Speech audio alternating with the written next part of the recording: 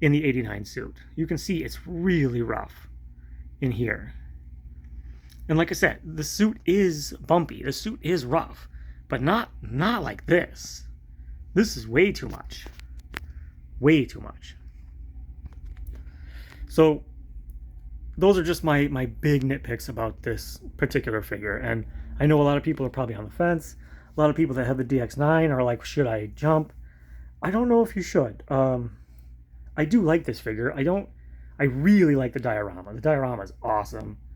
It's very cool. I mean, that is not going to fit into a detail with this on, so I'm not sure how I'm going to deal with that. If I take, I mean, you can remove this. I am aware of that. It comes off very easily, and then it will fit in your detail. But with it on, it's not going to happen. It's just too tall. It's too tall. So I got to figure out how to deal with that. The cape, I know a lot of people think this cape is great. I don't love it. I think my big problem with it is that there's wires in it. And for me, this cape needs to be more of a drape cape. It was heavy, leathery material. And I understand they don't want it to flake, and I know a lot of people hated the original cape on the DX9. I honestly didn't think it was that bad. But this I don't know, man. I don't love these wires. I kind of wish it was just, and like it, to me, especially on camera, like to the naked eye, it does look, they did a nice job of making it look leather-like, but on camera it just looks like a piece of cloth to me. And that really bothered me from the original photos. I don't hate it. I don't hate the cape. I kind of wish that it draped a little more. And it just kind of looks a little clothy to me instead of looking more leather-like. That's just me. That's just my opinion. But I don't hate it. It's not terrible. That's kind of how I feel about this whole figure. I do like some of the, I do think the sculpt on the cowl is more accurate. This here, where the tail of the bat on the emblem goes all the way to the bottom, as it should. That is more accurate than the DX9, for sure. I think this over-the-top yellow, I don't think it was quite that yellow in the film. I think it was more bronzy orange color. But, yeah, so those are just kind of my thoughts. Would I recommend getting if you have the DX9? Maybe not. Just don't sell it. Maybe just hold on to that figure. I kind of regret letting mine go. I almost sold my Batman Return. That's my favorite figure, because it's my favorite movie. And I got one bid and I immediately ended it. I was like, no, I can't lose this figure. I can't. I'm not going to go down this road again. So, if you don't have the DX9 and you need a Batman 89, it's fine. It's totally fine. Like, they'll probably in 5-10 years do another one of these anyway. This is a nice figure. I am happy with it. I'm not going to send it back or anything crazy like that. I just wanted to point out that, yeah, it's not perfect. Actually, you know what? From this angle, it doesn't look too bad.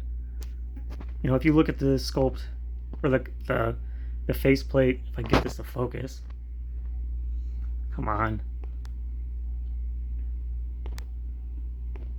Doesn't want to focus. But anyway, from certain angles, yeah, I really don't think it's terrible. Like, that's not too bad. You can pretty much see him in there.